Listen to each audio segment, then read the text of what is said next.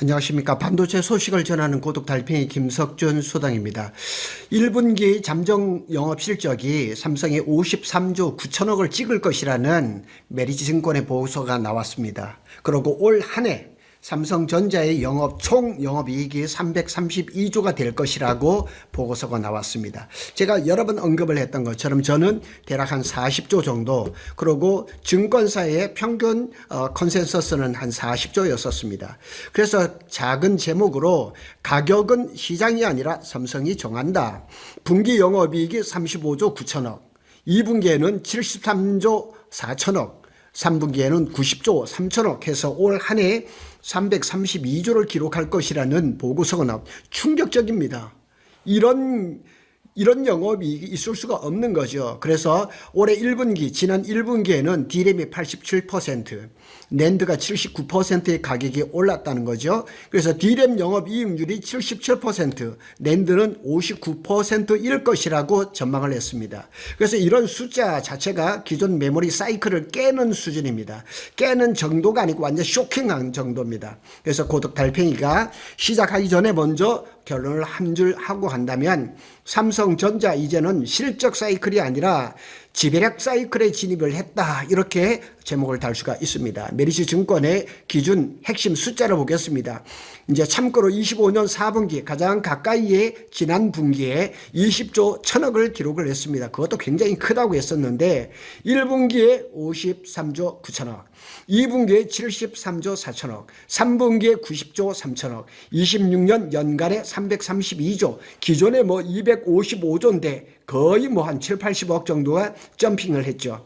27년에는 이 464조라는 겁니다. 그래서 김선우 메리츠증권 연구원이 이렇게 리포트를 냈는데, 삼성전자가 이 주가를 21만 원에서 25만 원, 아니 이렇게 영업이익을 이렇게 내는데 주가가 25만 원, 이건 말이 안 되는 거죠. 사상 최대 규모의 분기 영업이익을 올해 내내 경신할 것이 예상이 된다, 이렇게 얘기를 했습니다.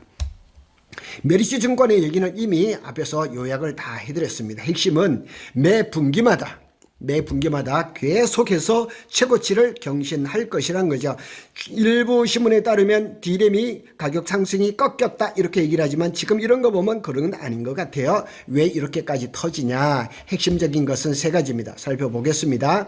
메모리 가격이 폭등합니다. 이게 완전 게임 끝이죠. 생산량은 그렇게 늘지는 않았습니다. 그런데 가격이 오른 겁니다. 그래서 낸드 가격은 87%, D램 가격은 87%, 낸드는 79%가 올랐습니다. 그래서 중요한 포인트는 출하량을 늘린 게 아니라 가격만 이익으로 폭발한 겁니다. 가격이 점핑한 겁니다. 구조 변화가 있죠. 과거에는 물량 경쟁이었는데 지금은 가격 지배력, 가격을 정해서 누구한테, 이쁜 놈한테 줄 것인지 정하는 걸 누가 하느냐? 삼성이 한다는 얘기죠. 메리츠증권은 메모리 반도체 출하량을 전분기 수준으로 유지하면 D램 87, 낸드 79, 이런 얘기를 하고 있습니다. 그러면 지금 영업이익을 가장 많이 내고 있는 엔비디아의 평균 영업이익률을 한번 산출을 해보겠습니다. 25, 26년을 평균 내서 한번 보겠습니다. 약 60에서 65%입니다. 최근 TTM, 타임 투 마켓이죠. 기준으로 해서 약 62%, 2분기 기준으로 해서는 65%까지도 찍었습니다. 그래서 3년 평균으로 본다면 대략 50% 초반에서 60% 초반을 기록을 했고 3년 평균 약 53%입니다. 한 줄로 정리하면 엔비디아는 지금 영업이익률을 60%짜리를 기록하는 괴물기업이라는 거죠. 제조업에서 영업이익률을 60%라 일반 반도체 기업의 영업이익률이 10에서 20%라고 얘기를 합니다.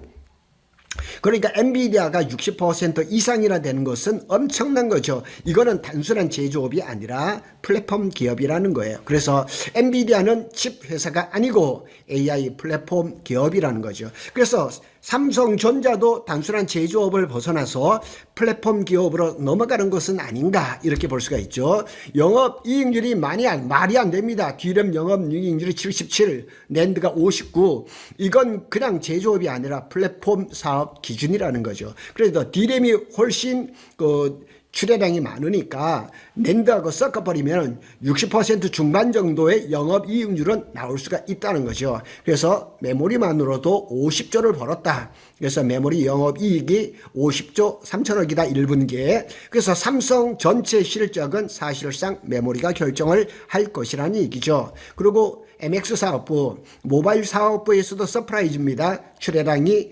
5,950만 대, 영업이익은 4조 원대. 그리고 이제 이유가 있습니다. 원가 절감 플러스 가격 인상, 환율 효과 뭐 이런 것들을 하면서 MX 사업부에서도 아주 견조한 실적을 내는 것 같습니다. 하지만 중요한 포인트는 진짜 주인공은 삼성에게 있어서 여전히 메모리라는 사실은 틀림없습니다. 자, KB증권하고 메리츠증권하고 차이가 있습니다. 핵심 인사이트를 보겠습니다. KB증권은 가격 더 오를 수 있다. 보수적으로 접근을 했고 메리츠증권은 이미 게임 끝났다. 초강세 슈퍼사이클 선언을 해버린 겁니다. 그래서 고독 달팽이가 나름대로 또 분석을 해보면 KB증권은 아직 사이클로 보고 있지만 메리츠는 구조 변화, 플랫폼 기업으로 삼성이 탈바꿈되고 있다는 것을 암시를 하고 있습니다. 진짜 핵심을 한번 보겠습니다. 왜 이렇게 위험할 정도로 강한가? 수요 구조가 완전히 바뀌었습니다. AI 플러스 데이터 센터면서 메모리가 필수제가 돼버린 거죠. 고객이 가격을 못 깎습니다. 가격 결정권을 누가 쥐고 있느냐?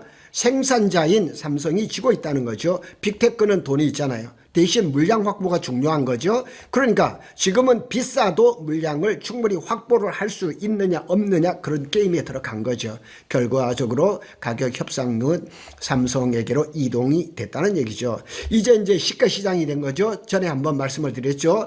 이게 무슨 다금바리도 아닌데 시가라는 얘기를 지금 하고 있거든요. 시간 단위 계약에 이제 가격이 상승하고 LTA, CSA, LTA는 이제 그 장기 계약 3에서 5년씩. CSA는 이 반도체를 생산하는 그 캐파를 선점을 하는 거예요. 예를 들어서 P4의 페이지 3가 지금 메모리를 생산을 하기 시작했는데 엔비디아든 메타든 AMD든 자 P4의 페이지 3의 물량은 우리가 아도친다. 마찬가지로 이제 하반기에는 P4의 페이지 4가 이제 가동을 앞두고 있는데 이미 누가 찜을 했겠죠. 뭐 엔비디아든 AMD든 메타든 벌써 찜한 거는 틀림없을 겁니다. 그 의미는 뭐냐면 메모리가 석유처럼 변하는 중입니다. 지금 뭐 미국하고 이란과의 전쟁 때문에 지금 뭐 호르무즈 해협을 통과하는데 배럴당 1달러 적어도 200만 배럴을 실어가려면 그냥 통행료만 30억 원을 내야 돼요. 마찬가지예요. 그러니까 이 메모리 반도체는 삼성이 부르면 그게 값이 되는 거예요. 리스크도 있습니다. MX 사업부는 2분기부터 타격이 발생할 가능성이 있습니다. 메모리 가격이 계속 올라가니까 핸드폰에 들어가는 뭐 D램이라든가 낸드라든가 뭐 그 LPDDR이다가 이런 것들이 가격이 올라가면 원가 부담이 올라가면서 또 수익률이 떨어질 가능성도 있고 중국 변수는 항상 있죠. 경쟁사 물량 확보 경쟁이 심화될 가능성이 높죠. 하지만 메모리 이익이 압도적으로 높아서 이걸 다 상쇄할 수 있지 않을까 이렇게 볼 수가 있는 거죠. 고독 달팽이의 핵심적인 결론을 한번 보겠습니다. 지금 삼성은 사이클 기업이 아니다. 가격 결정을 하는 플랫폼 기업이다. 이렇게 보시면 됩니다. 핵심 구조 변화를 볼까요? 메모리는 부족하고 빅테크는 돈이 많아요. 공급자는 삼성하고 SK 하이닉스로 딱 정해져 있습니다. 그래서 결론적으로 보면 가격은 시장이 아니라 삼성과 생산자인 삼성과 SK 하이닉스가 정한다는 얘기예요. 한 줄 핵심 정리를 해보겠습니다. 이건 호황이 아니라 가격 지배 시대. 참 이 반도체 시장이 제가 반도체를 2017년부터 공부를 했는데 이런 시장은 정말 없었던 것 같습니다. 정말 삼성이 한 분기에 53조 9천억 뭐 다음 주 정도 되면은 잠정 실적이 나올 겁니다. 조만간 밝혀지면 아마 삼성전자의 주식은 떡상하지 않을까 이렇게 볼 수가 있죠. 감사합니다.